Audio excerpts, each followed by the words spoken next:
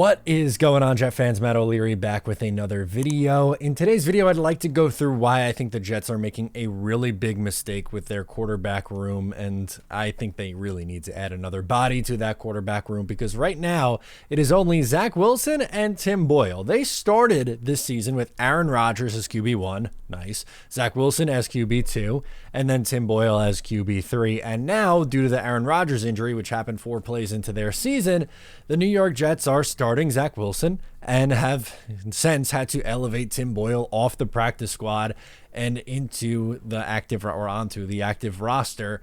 And those are the only 2 quarterbacks that they have. And earlier this week, it kind of, I didn't get my chance to talk on it, and I still think it was something that was still bothering me today heading into later on Wednesday. But Robert Saleh said that he doesn't foresee the New York Jets adding a quarterback anytime soon. And I just don't get the logic behind it. I'm not saying that they're going to sign someone off the street or trade for someone and they're going to be able to start on Sunday against the New England Patriots. It's the NFL.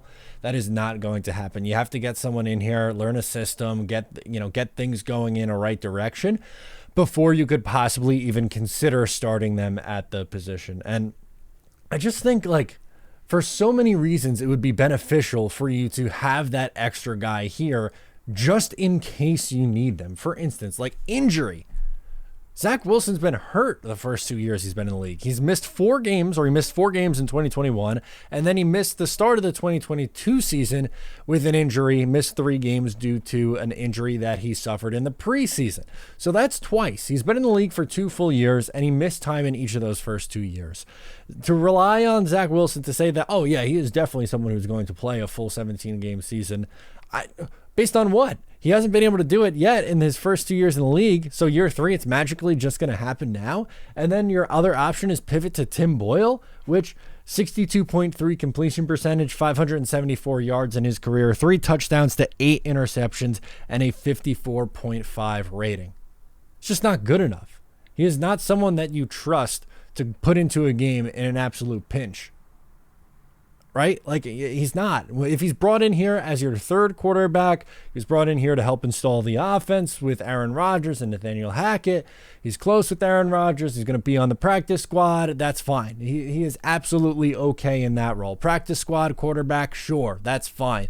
The only option behind Zach Wilson now for the rest of the season, that doesn't make any sense. And I get it. Like, maybe they're not ready to go to another quarterback. That's fine. I'm not saying they have to pull Zach Wilson right now. I'm not saying that. But is there a world where they may have to pull him a few weeks down the line? What if 6 weeks from now you're sitting here and the Jets maybe have one more win and they're like 2-5 and like, well, shoot, what do we do now? Like, Zach can't play. He's got 3 touchdowns and 10 picks in 7 games, and you're like, well, what do we do here? Do we pivot to Tim Boyle now and put him in here to start with this roster? That's not fair to the rest of this roster. That's another thing too.